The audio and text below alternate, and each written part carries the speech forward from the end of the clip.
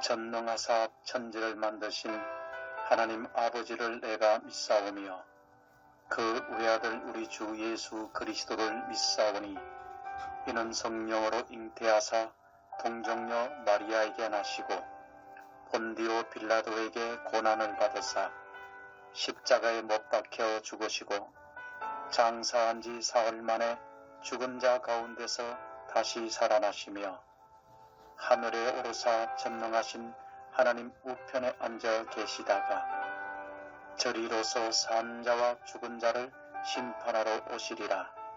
성령을 믿사오며 거룩한 공회와 성도가 서로 교통하는 것과 죄를 사하여 주시는 것과 몸이 다시 사는 것과 영원히 사는 것을 믿사옵나이다. 아멘.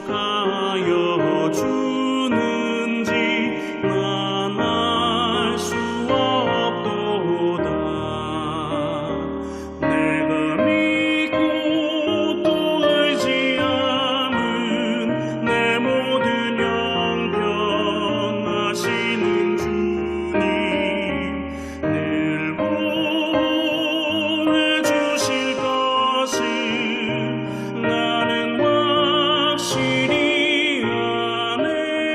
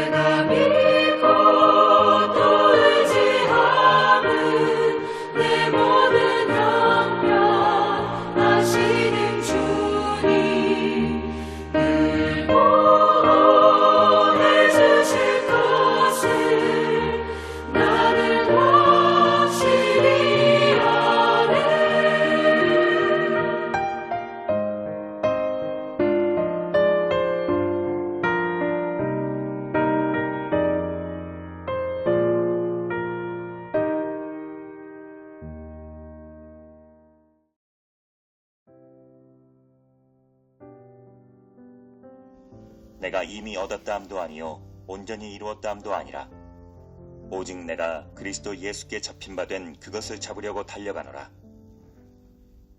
형제들아, 나는 아직 내가 잡은 줄로 여기지 아니하고 오직 한 일, 즉 뒤에 있는 것은 잊어버리고 앞에 있는 것을 잡으려고 표대를 향하여 그리스도 예수 안에서 하나님이 위에서 부르신 부름의 상을 위하여 달려가노라. 그러므로 누구든지 우리 온전히 이룬 자들은 이렇게 생각할지니 만일 어떤 일에 너희가 달리 생각하면 하나님이 이것도 너희에게 나타내시리라. 오직 우리가 어디까지 이르렀든지 그대로 행할 것이라. 형제들아, 너희는 함께 나를 본받으라. 그리고 너희가 우리를 본받은 것처럼 그와 같이 행하는 자들을 눈여겨보라. 내가 여러 번 너희에게 말하였거니와 이제도 눈물을 흘리며 말하노니 여러 사람들이 그리스도의 십자가의 원수로 행하느니라. 그들의 마침은 멸망이요 그들의 신은 패요 그 영광은 그들의 부끄러움에 있고 땅의 일을 생각하는 자라. 그러나 우리의 시민권은 하늘에 있는지라. 거기로부터 구원하는 자 곧 주 예수 그리스도를 기다리노니 그는 만물을 자기에게 복종하게 하실 수 있는 자의 역사로 우리의 낮은 몸을 자기 영광의 몸의 형체와 같이 변하게 하시리라.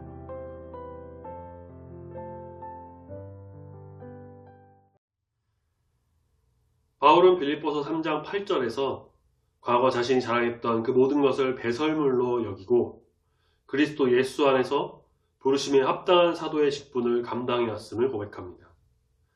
투옥 중이지만 고난과 죽음은 결코 억울한 현실이 아니고 도리어 그리스도를 본받고 있다는 증거였습니다. 사망이 그를 끌고 들어가는 것처럼 보이지만 실은 죽음 넘어 부활의 능력이 그를 당기고 있었습니다. 죽음을 향해 달려가는 듯하지만 그것은 그저 결승선일 뿐 그 너머에 비교할 수 없는 영광이 기다리고 있다는 것을 알고 있었습니다. 바울의 시선은 거기에 머물러 있었죠. 그렇기 때문에 과정을 소홀히 할 수 없었습니다. 과정에 임하는 태도를 다름질에 비유합니다. 이것은 바울의 개인의 태도가 아닌 8에서 10절 말씀에 나오는 그리스도를 얻고 그 안에서 발견되어 그리스도를 믿는 믿음으로 하나님의 의를 덧입은 모든 성도가 따라야 할 모습입니다. 앞서 빌립보서 1장에서 바울은 자신이 얼마나 그리스도 뵙기를 사모하는지를 밝힌 바가 있습니다. 장차 얻을 영광을 위해 지금 맡겨진 사도적 사명을 온전히 완수해야 할 것이에요. 이미 얻고 다 이루었다라면 치열하게 할 필요가 없겠죠. 하지만 사명은 죽을 때까지입니다. 바울이 이렇게 생각할 수 있는 근거는 바로 예수를 닮은 겸손입니다. 자신의 열심으로 성취하는 것이 아니라 자신을 통해 하나님의 뜻을 이루시는 그리스도를 주목한 것입니다. 자신의 열심이라면 이만하면 됐겠지 라고 멈추겠죠. 그렇지만 예수의 열심은 아직 더 있다. 이것으로 이끕니다. 바울이 열망하고 있는 것은 사실 자신이 설정한 목표가 아니에요. 그의 다름질의 방향은 다메섹에서 바뀌었습니다. 그때 예수님을 믿는 자들을 잡으러 갔던 바울이 예수님께 반대로 잡혔어요. 그 후에 그의 인생은 예수님께서 끌고 가십니다. 12절 예수께 잡힌 바 되었다 라는 말에는 예수가 바울을 목적지까지 이끌고 계신다라는 고백이 녹아들어 있습니다. 바울이 할 일은 예수의 손을 놓지 않고 붙잡는 것입니다. 그 행동을 묘사하는 중요한 단어가 바로 12절 마지막에 나오는 달려가노라 라는 말이에요. 헬라어 원어로 보면은 6절에 자신이 교회를 열심히 박해했다라는 고백에서 나온 단어와 같습니다. 그러니까 이 단어는 예수님을 만나기 전과 후 공히 바울의 생애를 움직였던 아주 강력한 단어라는 것이죠. 그러나 삶의 방향과 내용은 전혀 다른 결과로 이끕니다. 어떤 열심으로 달리느냐가 결정합니다. 하나는 예수를 죽이는 핍박의 다름질이고 다른 하나는 예수를 위해 죽는 고난의 다름질입니다. 이 새로운 다름질 과정에서 바울의 중요한 태도는 두 가지입니다. 13절, 뒤에 있는 것은 잊어버리고 앞에 있는 것은 잡는 것입니다. 우선 뒤는 과거를 의미하는데 말씀의 이 현재 시점을 기준으로 모든 과거라기보다는 지금 다름질하는 데 방해가 되는 과거로 교회를 박해했던 그 회심 전 그 모든 자신의 것들을 의미합니다. 앞에 있는 것은 그리스도가 예비하신 일과 그 영광일 겁니다. 그것을 붙잡으려고 해야 지금을 잘 달릴 수 있는 거예요. 100m 육상 선수처럼 뒤를 돌아볼 겨를이 없습니다. 바울은 앞에 있는 14절 표대를 향하여 달립니다. 방향과 목표가 정확해요. 그곳이 바로 예수가 잡고 끄시는 목적지입니다. 자신을 사도로 부르신 부름의 상, 부르심의 상이 거기에 있어요. 14절에도 앞에서 말씀드린 중요한 단어 달려간다 라는 표현이 등장하죠. 15절 말씀을 세번역 성경으로 제가 한번 읽어드리겠습니다.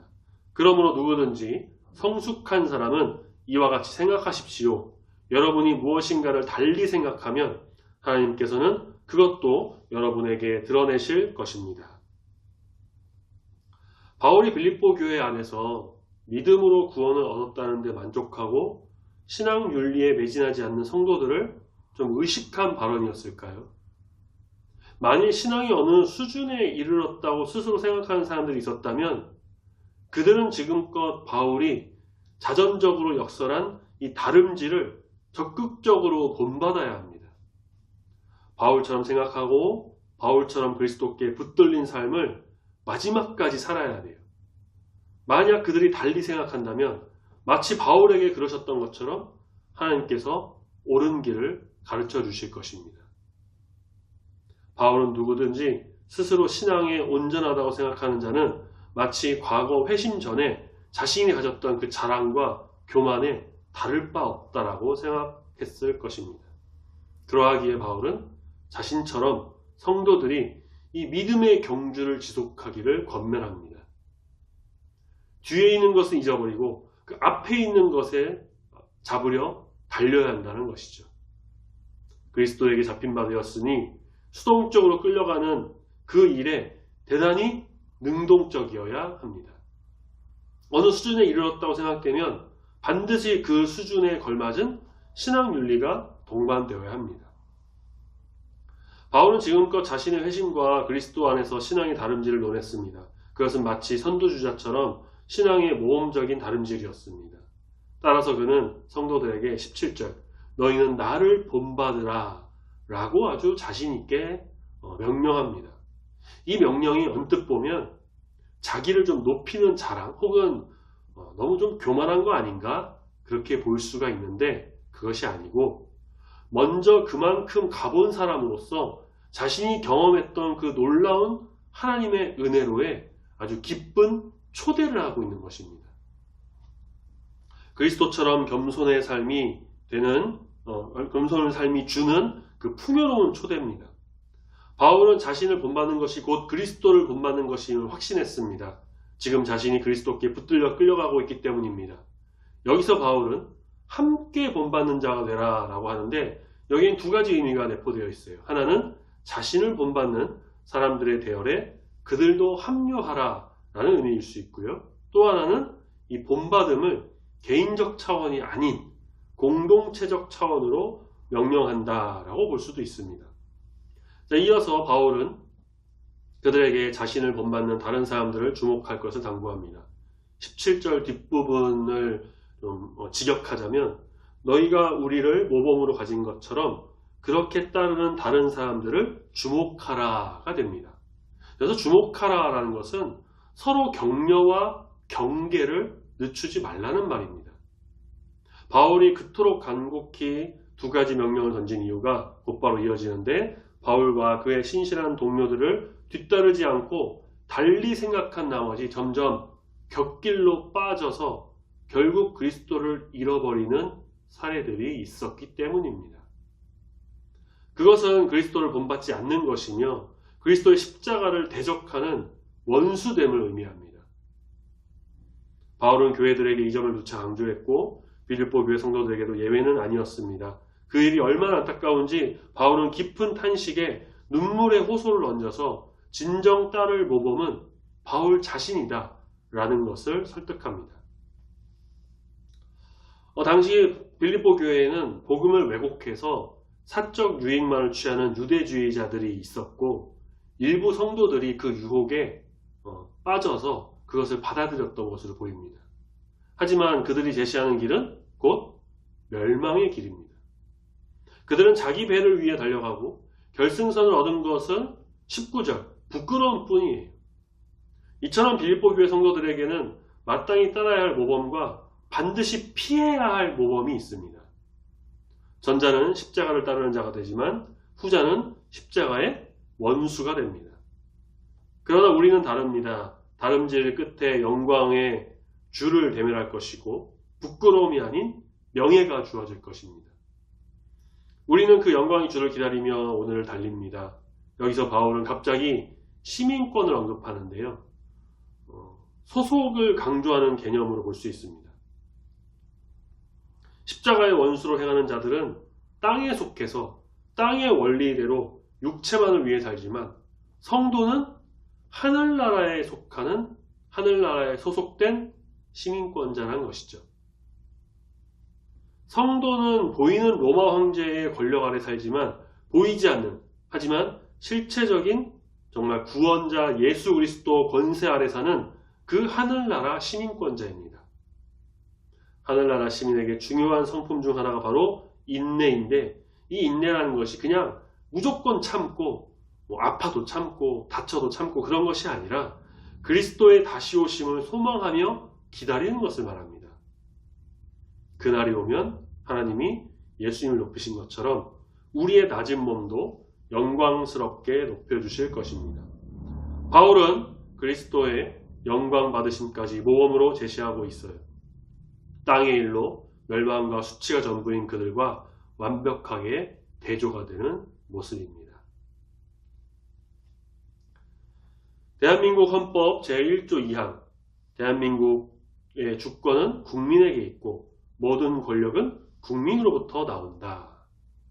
다시 말해 대한민국에서 태어난 사람은 대한민국 국민인 것이고 대한민국의 주권은 그 국민에게 있으며 이 나라의 국민으로서 모든 영향력을 행사할 수 있다는 것입니다. 대한민국의 국민, 이 나라의 시민권을 가진 것을 우리는 자랑스럽게 여겨야 합니다.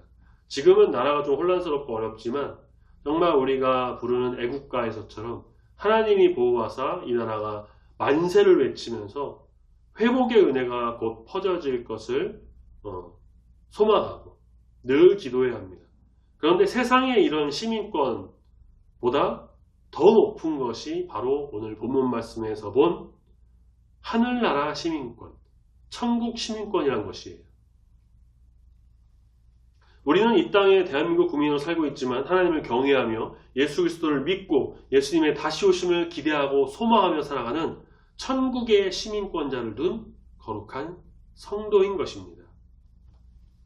그렇다면 그에 걸맞은 삶을 살아야 합니다.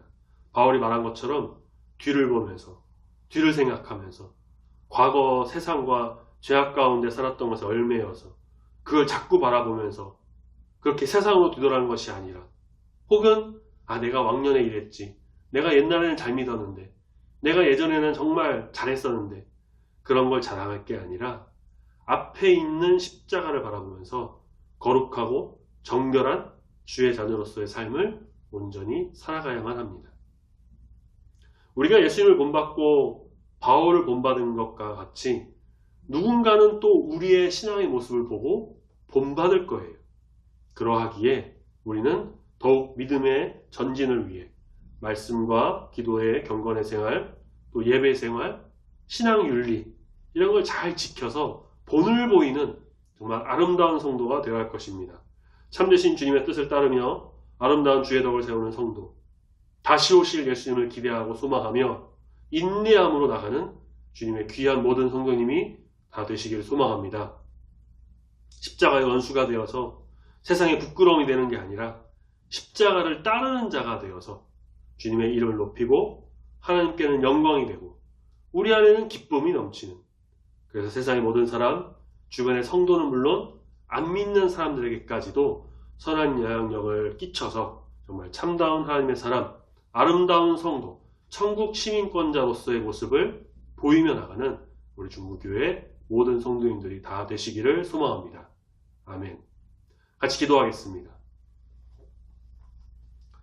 거룩하신 하나님 아버지, 지난 주간 설 명절 연휴를 주 안에서 또 잘 보내고 새로운 달 2월을 맞이하며 오늘 이 시간 2월 첫째 주 수요 예배 주회전에 모여서 예배드리게 하시니 감사합니다. 모든 것이 주님의 은혜이며 주님의 뜻임을 고백하며 주님과 동행하는 귀한 삶이 되기를 소망하오니 2월에도 우리 주님의 크신 은혜를 더하여 주시옵소서.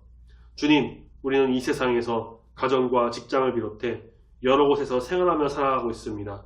어느 곳에 있든지 주의 자녀로서, 주의 백성, 참다운 성도로서 정말 거룩한 모습을 보이며 그리스도의 덕을 세우는 자가 되기를 기도합니다. 주님, 부족하고 연약한 우리를 주의 자녀로 불러주셨사오니 믿음으로 전진하며 이 땅 가운데 본을 보이는 자가 되도록 주장하여 주시옵소서. 하나님을 경외하며 예수 그리스도의 다시 오심을 기대하고 소망하는 천국 시민권자로서 세상의 빛을 발하는 참된 성도가 되기를 소망합니다. 누군가 우리를 보고 실망하거나 부끄러워하는 것이 아니라 우리의 거룩한 모습으로 인해서 하나님께는 영광이 되고 사람들에게는 본을 보임으로 인해 아름다운 성도로 세워지기를 소망합니다. 말씀과 기도로 무장하고 예배로 온전하여지며 먼저 주님의 길을 간 바울을 비롯한 신앙의 선배들을 본받아 정말 주님의 길을 온전히 걸어가는, 앞에 있는 십자가를 바라보며 표대를 향하여 나가는 귀한 주의 자녀가 되기를 소망하오니 주님 함께 하시고 은혜를 더하여 주시옵소서. 추운 날씨 가운데 건강과 안전을 지켜주시고 모든 상황 속에서 일하시는 우리 주님을 경험하는 귀한 주의 성도들이 다 되기를 소망합니다. 감사드리며 참 사랑이 되시는 예수님의 이름으로 기도드립니다. 아멘.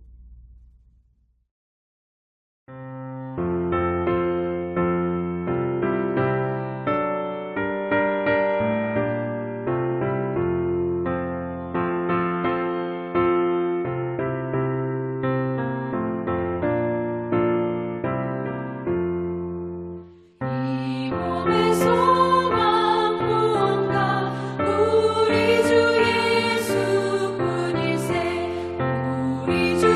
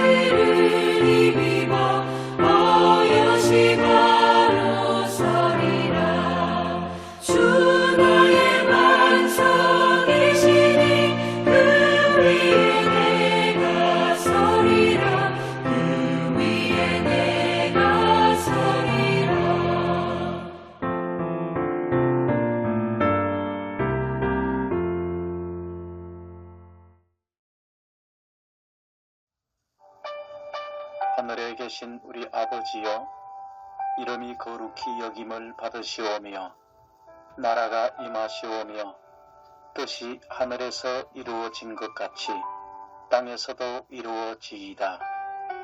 오늘 우리에게 일용할 양식을 주시옵고 우리가 우리에게 죄 지은 자를 사하여 준 것 같이 우리 죄를 사하여 주시옵고 우리를 시험에 들게 하지 마시옵고 다만 악에서 구하시옵소서. 나라와 권세와 영광이 아버지께 영원히 있사옵나이다. 아멘.